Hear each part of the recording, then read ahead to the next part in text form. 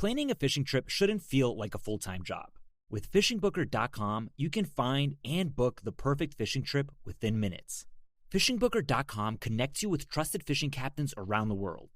Booking is fast, easy, and secure, with access to verified customer reviews, loyalty rewards, and around-the-clock customer support. Everything you need to book with confidence is in one place. So head to FishingBooker.com and start planning your next fishing adventure today. Planning a fishing trip shouldn't feel like a full-time job. With FishingBooker.com, you can find and book the perfect fishing trip within minutes. FishingBooker.com connects you with trusted fishing captains around the world. Booking is fast, easy, and secure, with access to verified customer reviews, loyalty rewards, and around-the-clock customer support. Everything you need to book with confidence is in one place. So head to FishingBooker.com and start planning your next fishing adventure today.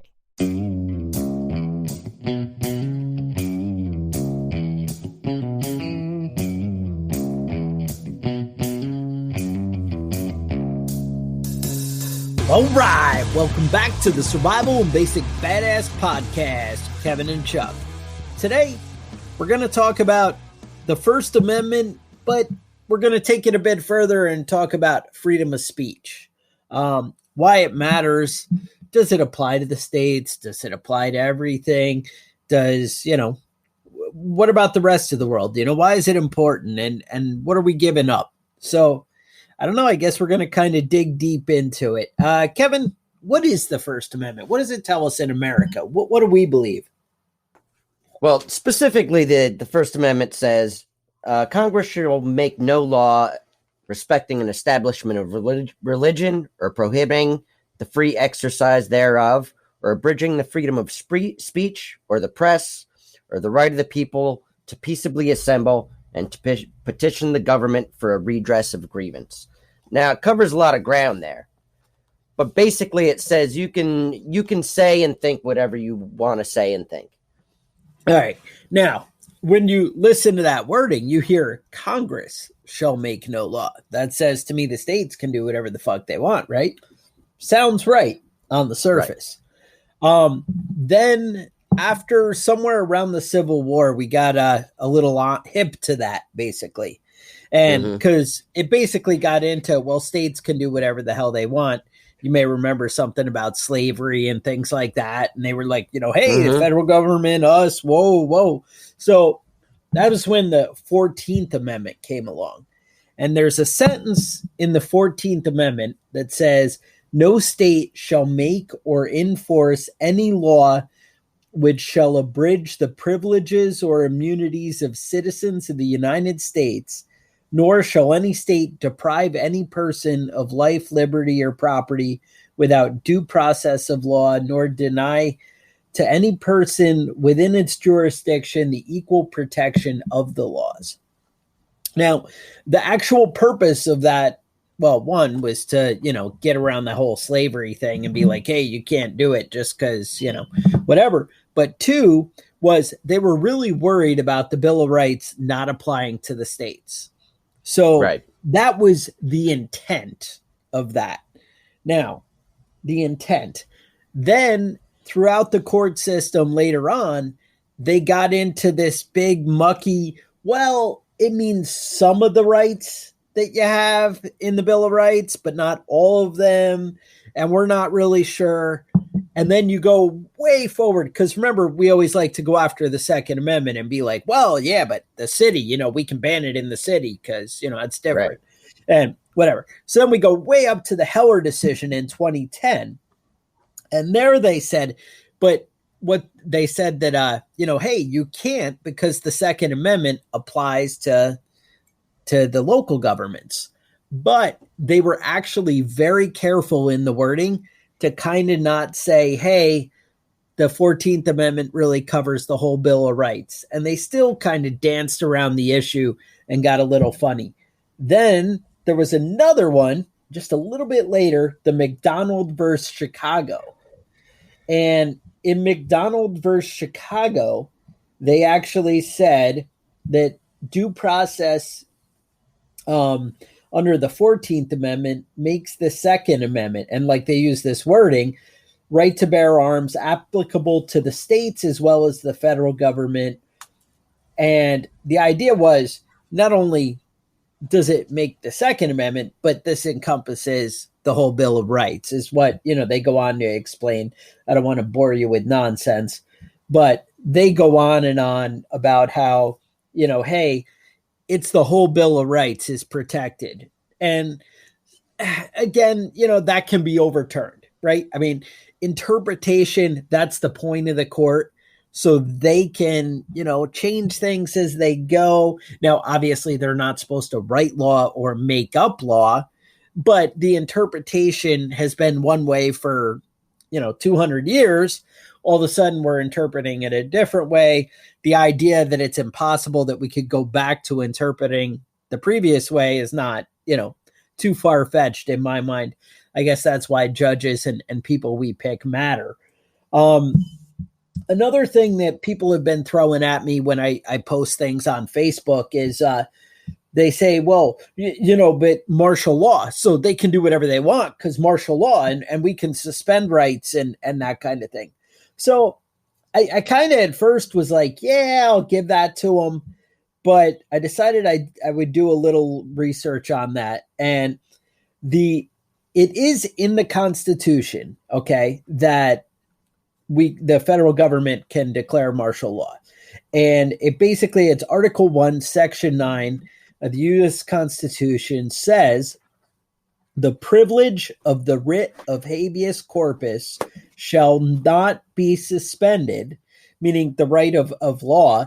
And it basically goes to the courts with that, but shall not be suspended unless when in cases of rebellion or invasion, the public safety may require it. Now, it doesn't say rebellion, invasion, and public safety, because then you're like, oh, coronavirus, yep, that fits. That's public safety. That's not what it says. It says, shall not be suspended unless when in cases of rebellion or invasion, the public safety may require it. You see, that's a fine line there. And I got to say, words matter. And when you read the English language, just because you have a virus doesn't say that they can suspend law. It doesn't say that. Right. Now, and you have to declare martial law for it to actually affect it, which martial law has not been declared by anybody regardless. So it doesn't fucking matter. There is a little bit more where you have some gray area of governors can then to declare martial law. And again, we just get so deep in the weeds. But why does it matter, Kevin? Why do we care if they take away our, what we can say or what we can do? When has that ever been a problem in history? I don't think it's ever been an issue for people. That's never been an issue. I mean, for one, like in China right now, there's they've got a big list of shit you can't say or do. But the main problem is they've banned Bon Jovi and Katy Perry. I mean, what the fuck, Bon Jovi? I mean, Katy Perry, that's one thing. But Bon Jovi? Are you kidding me? When I listen to Katy Perry, I feel like a firework. That song is probably what got her in trouble, is my guess. Well, I mean, they played it in the interview over in when they made that the North Korea movie. Yes, with Franco and Seth Rogen. Yes, shit was fucking hilarious. It was hilarious. Yep. And now he had a heart attack and he's a vegetable. I don't even know what the fuck is going on over TMZ is reporting that he is dead. And, they are an official news source. So, well, that's TMZ is where I go for my news. That's for goddamn sure. That's what I'm saying. All right. So you do feel like a firework right now. Yeah, I do. I actually listened to the song right before we started this podcast, and I'm excited, man. Yeah. The problem is, when you limit freedom of speech, you limit freedom of the spread of ideas, and that's why the United States is so robust with its inventions, with its ideas, with its art, all that shit comes from a basic right that we can say whatever the fuck we want to say. And I mean, we're on a podcast right now doing exactly that. This podcast isn't being distributed in China because they can't listen to all the bullshit that we say. But when it comes down to it, a government has a huge incentive to keep people from criticizing it. Yeah. If you want to stay in power, then you really don't want people calling you, Winnie the Pooh or whatever. But right. The government. I mean, look at how much it hurts Trump, with the media. Imagine if Trump could, have the media just say nice things about him, and only the good shit. How much would that change how we view things? It matters. What words do you think would be banned if Donald Trump had a freedom to ban any word he chose? It might be in his best interest. It might be in his best interest to ban anything he says from being reported. Yeah, no, it seems like that would be a good idea. That would actually help him out, but Yeah. But whatever. All I'm saying is that Chen Guisheng and Fang Bin, which we talked about a couple of weeks ago, still gone. They went missing in China, and they're still fucking missing. So, I mean, take that with a grain of salt, whatever that means. My guess is coronavirus. I mean, they just slipped away in a gutter somewhere and didn't realize, and, it happens. Right. Now, freedom of speech, basically, it reinforces all the other freedoms. The purpose of free speech is to protect all of your other rights. It's essential in bringing about change in society. And,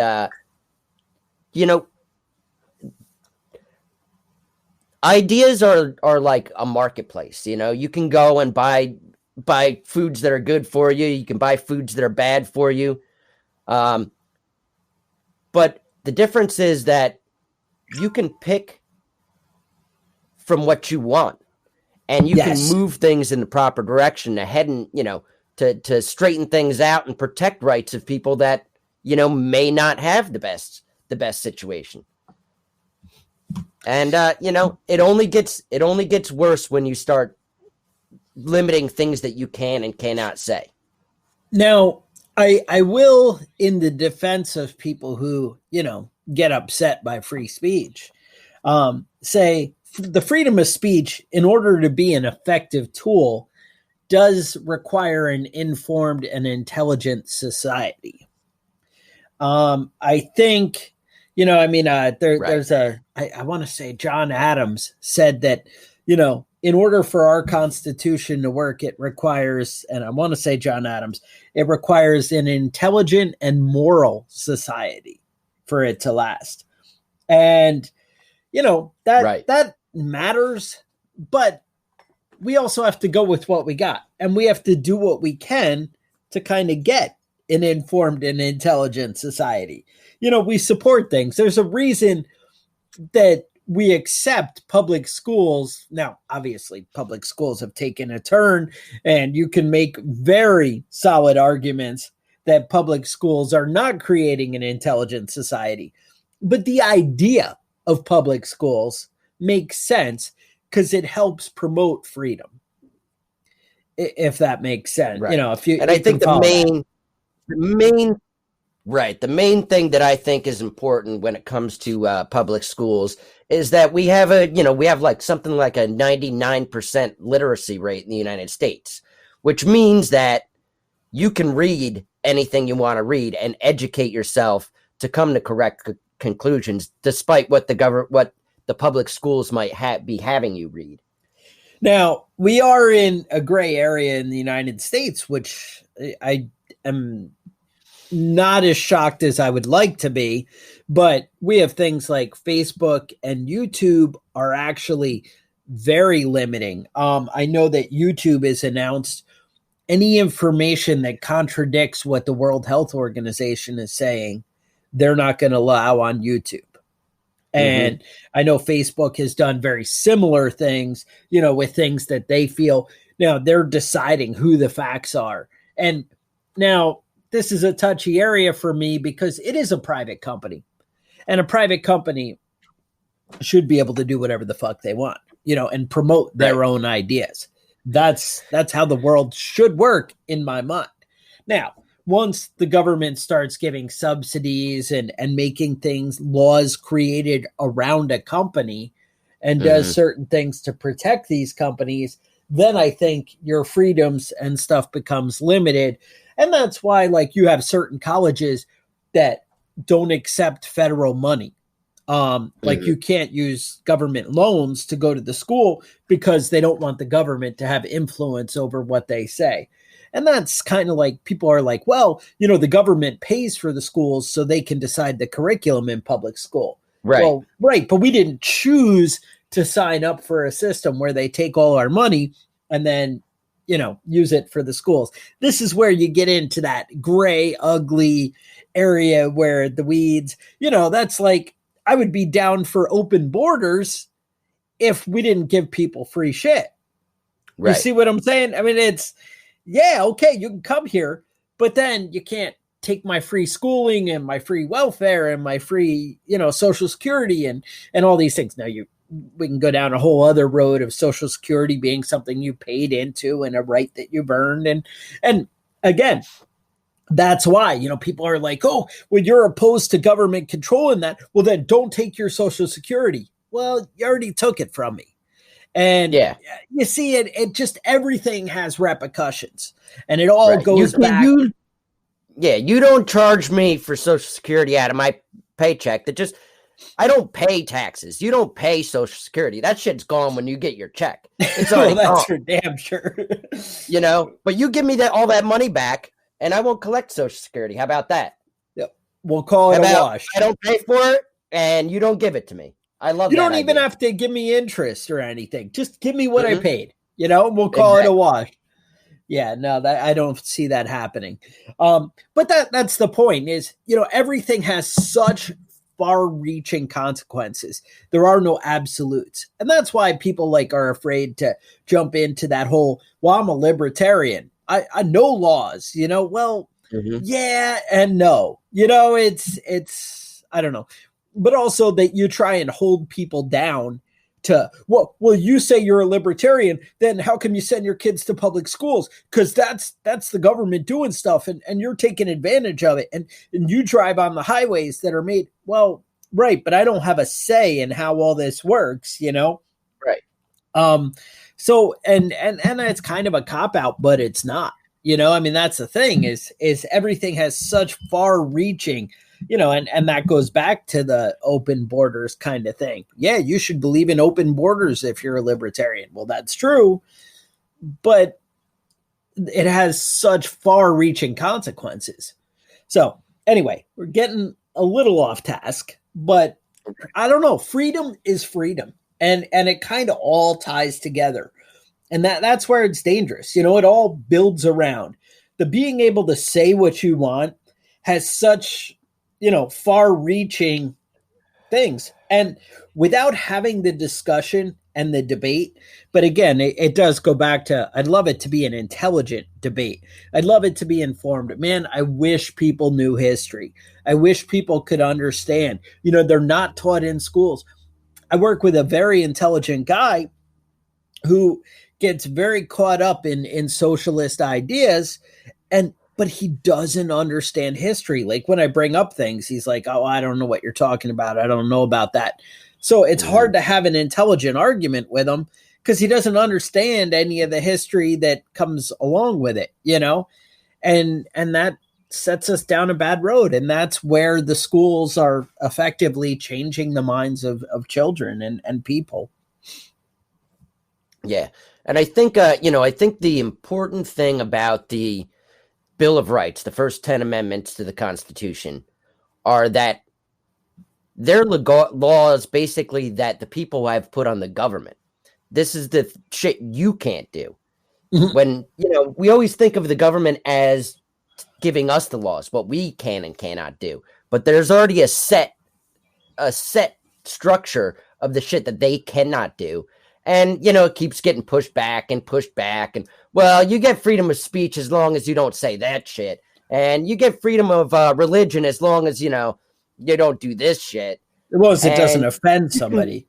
Right. You can have freedom of assembly as long as there's not a virus going on, and that all that sort of shit. And, you as citizens of the United States, we have an obligation to push back on all that shit. And as citizens of any country that you live in, you have an obligation to push back. I do what I want. You know what I mean? I should be able to do whatever I want. And when I want to do it, I'm going to do it. And fuck you if you don't like it. That's why, on this podcast, we say shit like shit, fuck you and asshole and fuck you if you don't like it. Yep. I feel like some of you guys, you wouldn't be here if you didn't appreciate it. But I mean, that's the thing. I think Kevin actually pushes the limits and says things even a little further out the edge than he might in normal conversation, because the idea is freedom. And you guys have to, understand where shit's coming from. But, man, you have to kind of push the edge and offend people a little bit just to kind of stretch their comfort zone every now and again. I guess that's where I'm going with that. Mm-hmm. Yep. Now, I want to touch real quick just on what's going on in China here. We've got some real issues because nobody knows where this virus came from, because China destroyed all of the documentation during the first couple of weeks and put everybody in prison that spoke about it at all. So that means that we really can't track this virus down. And that means that it's putting everybody at risk just a little bit more, because we don't have a history on this virus the way that we would have if it broke out in Australia or the United States or Germany. We really, it's killing people. Honestly, they're bullshit. And their dictator, Xi Jinping, did I say dictator? I meant chairman of the General Assembly of the Communist Party. So, yeah, right. Maybe I misspoke when I said dictator for life. For life. Yeah. But, they have banned YouTube. They've banned Facebook. They've banned Twitter. They've banned Dropbox and Flickr. You can actually buy the book 1984 in a bookstore in China, but the words 19, 80, and 4 have all been banned. You can't search any of that shit. So I don't even know what the fuck that means. If you try and search 19, I don't know what even comes up, but apparently it's terrifying to the government. Terrifying. Yeah, and Alice in Wonderland has been banned over there. And now you can't buy the Bible in China. Right. And they were big on when they brought that back, because the Bible's been banned before in China.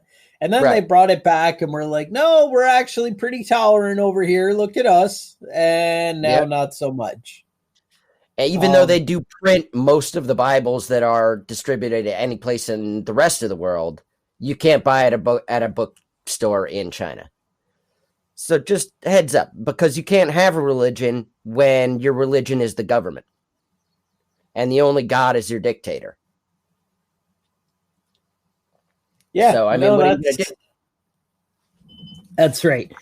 I don't know. It is so overwhelming. You kind of get lost in it where, you're like, well, I want to protect things. And how much do you want to do battle? That's another thing. I mean, we don't want to go through our lives. We want to be, a lot of us at heart would rather be out, hunting, fishing, and loving every day, right? I mean, right. You don't want to go do cool shit and whatever, go shoot guns and maybe dig a garden. Some people actually like work, and getting out and doing shit with their hands, or building something awesome, or, just creating something great. And that's what life should be, is enjoying. And some of us I feel like go on the pedestal and kind of take the hits as martyrs in order to ensure. I mean, that's what it's kind of been throughout American history, is to ensure the next generation, ensure that our kids.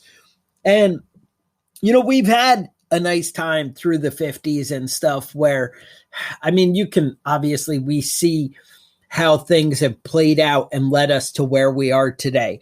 But you can also understand why people took liberty and freedom for granted.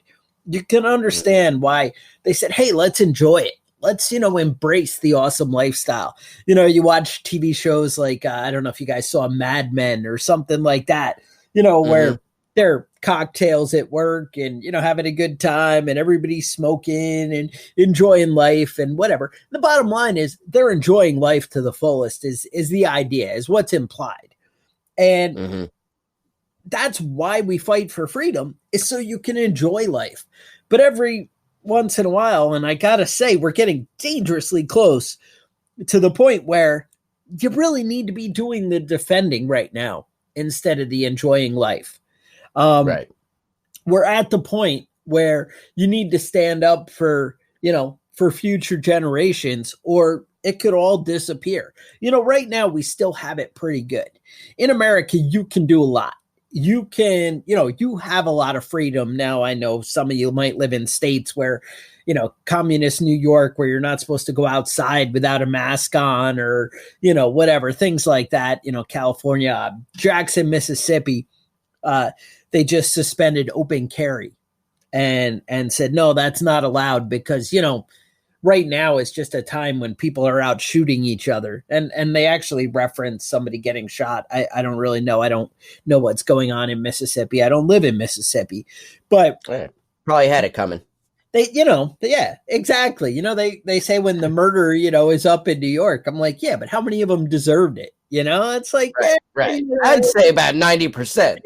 That's the thing, And some days that includes me. Shit. Exactly. We've seen Kevin run his mouth. So it's definitely a dangerous, road. But the idea is you just want to kind of protect freedom. And now is the time to, stand up and do the fighting. Doesn't mean you can't put some hours in the day of having a good time. I went out shooting yesterday and got to try out a binary trigger that I have that, I've mentioned before and I love it. But now that's not banned? That's not banned where you live? Well, not in my state, right? Oh, okay. And so I was like, oh, crap, it works with 22 rounds because, ammo's a little expensive.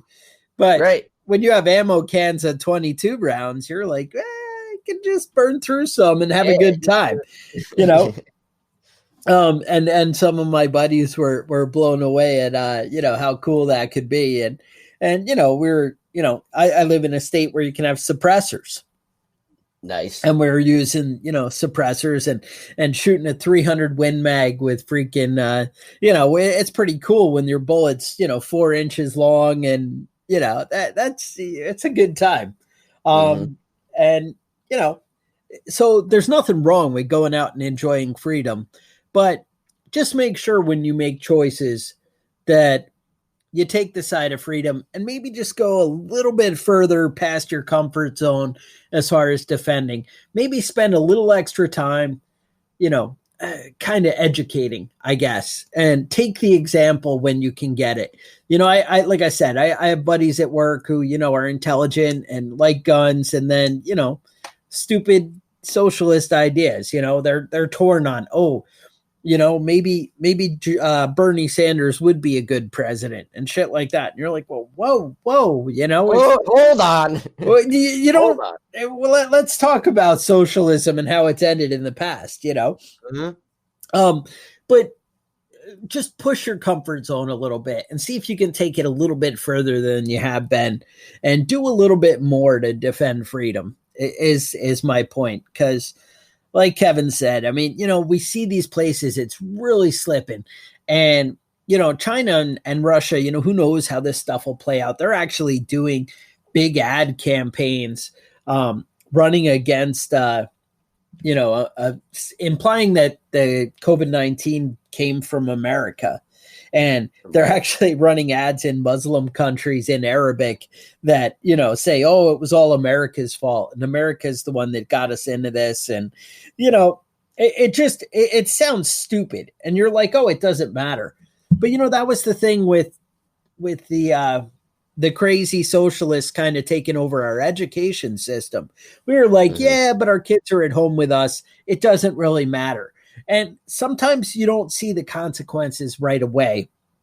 Sometimes it takes a little time and they come back and haunt you a little bit later, So that's just, I don't know. That's where I take it. And I just say, jump out of your comfort zone a little bit. And if you guys could step it up, I think it would be awesome. And I know you've been doing a good job, and the guys listening and tolerating me and Kevin rants and that kind of thing.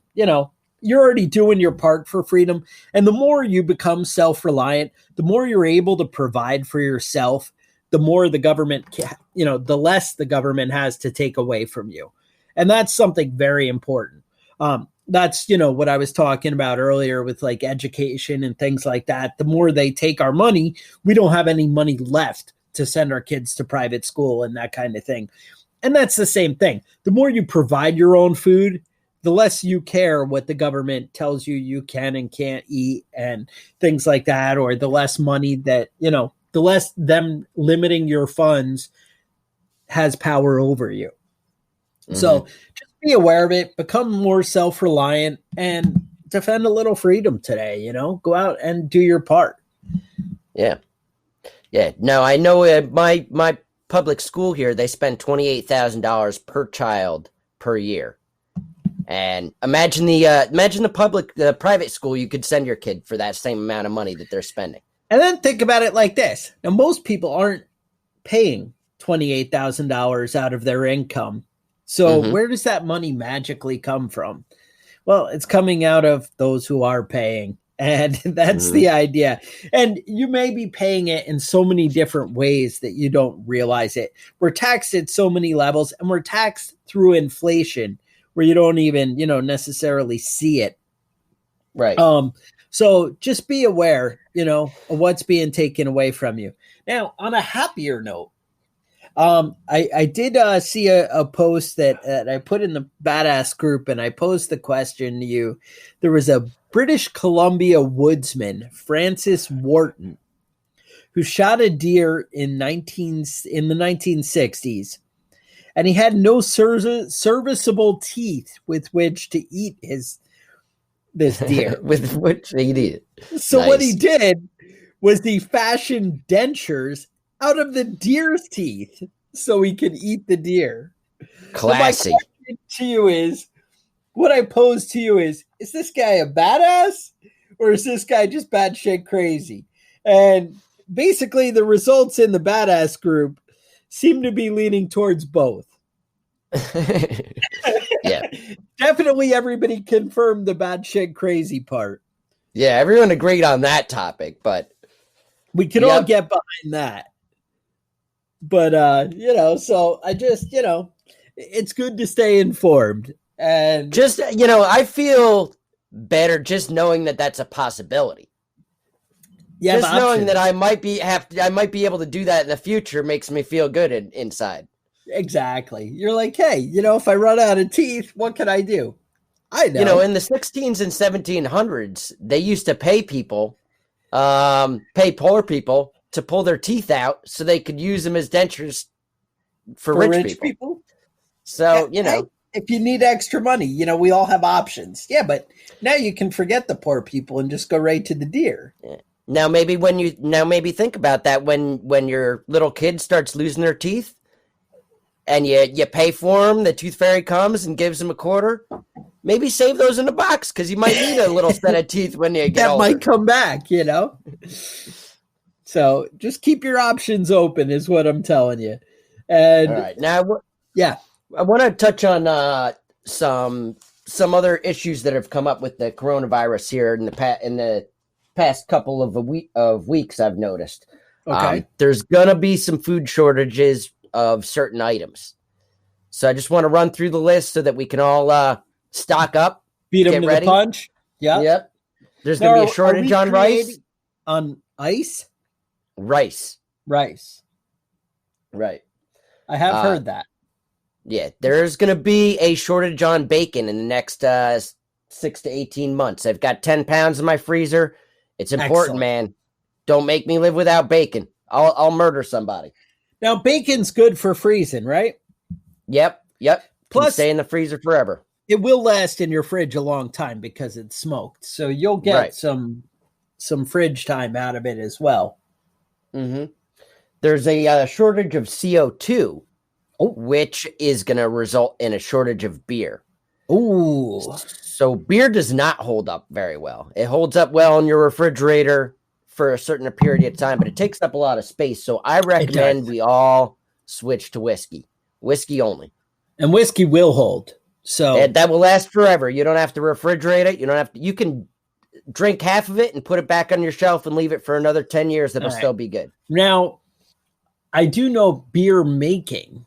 It was a little bit of a pain in the ass before, but if there's going to be a shortage of beer, maybe I kind of bring that skill back.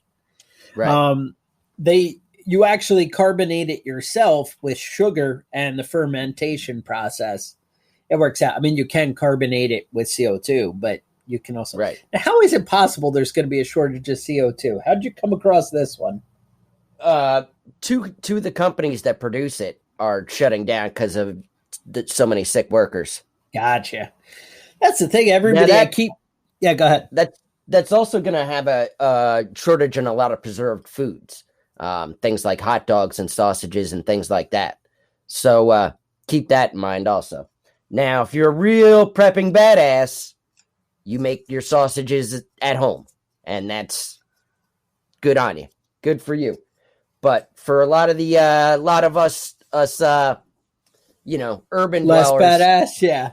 Yeah. And I say urban dweller, I live in a city of about 4,000 people, but 129 of them already have COVID-19. So, I mean, who knows what the number is going to be in another 6 months.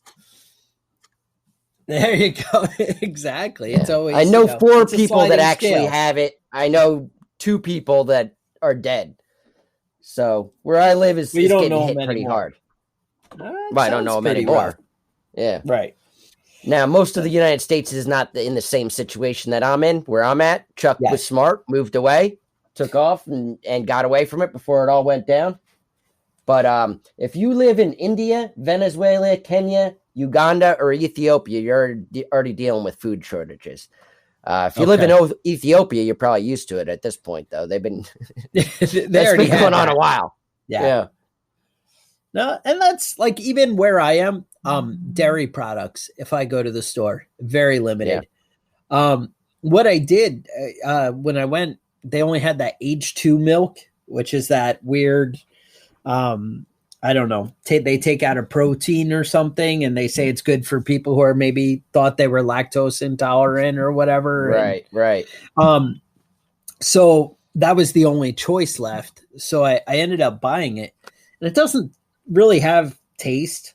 It's kind of like white water, but I gotta say it lasts like 3 times as long.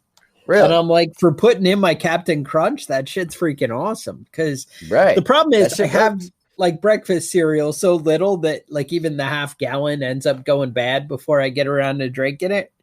Right. And now I'm kind of like, that's pretty good because I go, a full month or whatever on that shit and it works out. So kind of a new victory for me, really. But no, you guys may want to step up. And actually, I mean, I eat like cheese and shit like that. I'm still eating lots of dairy stuff. That's not really the issue.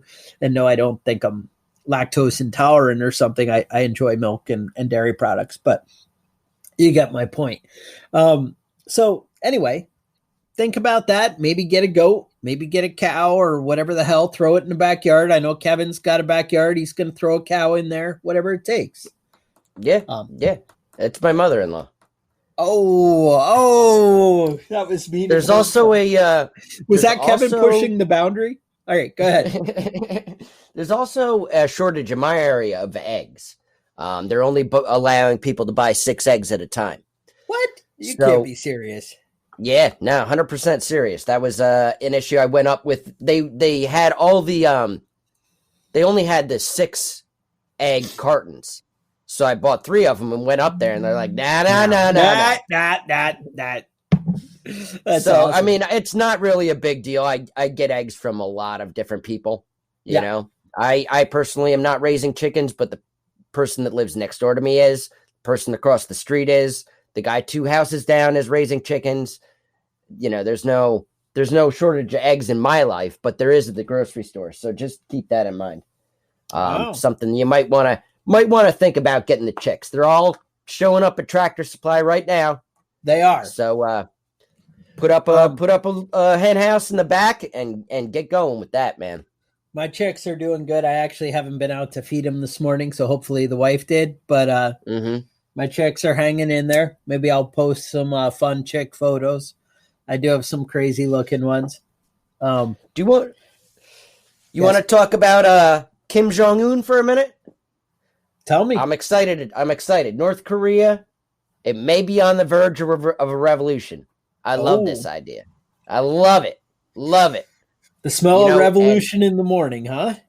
The trick is we have to take advantage of this situation fast. And I think Donald Trump's got his hands full of he does.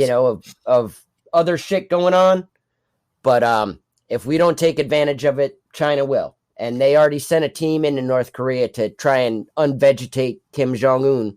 Uh-oh. And his second in command is Kim Yo-jong, which is a woman, which would be bizarre for a real misogynistic oligarchy dictatorship that they've got going on there. Yes. It's strange. It will be strange for them to put a woman in charge, but it may end up happening because they weren't planning on him dying that young. Which, you see how fucking fat he was. I don't know how they didn't see him fucking dying of a heart attack. All he does is fucking smoke cigars and eat cake. You know what the fuck? He does like cake. Yeah, get your shit together, man. You're a dictator for life. You've got it all coming to you. You got to realize if you're a dictator, fatten yourself up like a disgusting pig. You got to take your health seriously. I mean, that's how it works. Right. I mean, look at Castro. That guy went forever. Mm-hmm. Yeah, and they even invented a lung cancer vaccine just to keep his ass alive. I mean, for Castro or for Castro. Sounds right. Shit. I mean, if you're a dictator for life, you figure out how you're going to die and you take care of it. You'd think socialist governments would have better healthcare set up with that, or do you just go to a capitalist country and get healthcare, or bring in doctors, get your treatment, that's and really then send them back out? Yeah. For a socialist country, you just go to the United States and get the doctors.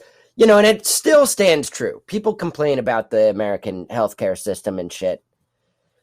But America still has the best doctors in the world.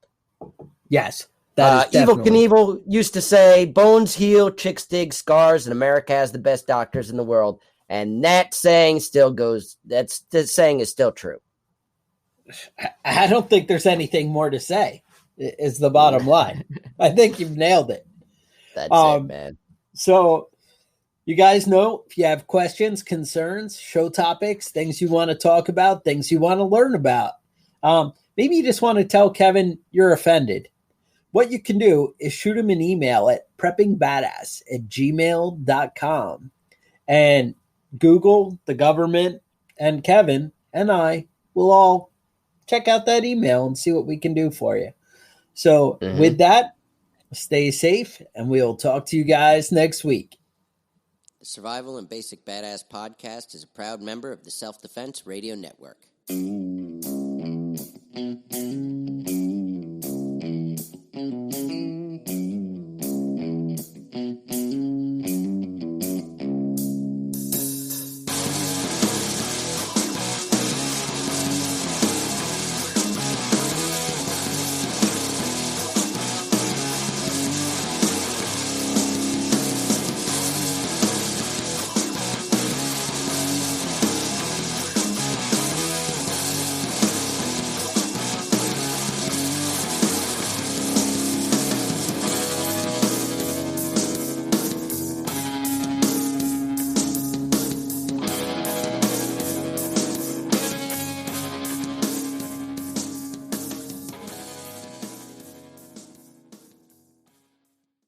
Planning a fishing trip shouldn't feel like a full-time job. With FishingBooker.com, you can find and book the perfect fishing trip within minutes. FishingBooker.com connects you with trusted fishing captains around the world. Booking is fast, easy, and secure, with access to verified customer reviews, loyalty rewards, and around-the-clock customer support. Everything you need to book with confidence is in one place. So head to FishingBooker.com and start planning your next fishing adventure today. Planning a fishing trip shouldn't feel like a full-time job. With FishingBooker.com, you can find and book the perfect fishing trip within minutes. FishingBooker.com connects you with trusted fishing captains around the world. Booking is fast, easy, and secure, with access to verified customer reviews, loyalty rewards, and around-the-clock customer support. Everything you need to book with confidence is in one place. So head to FishingBooker.com and start planning your next fishing adventure today.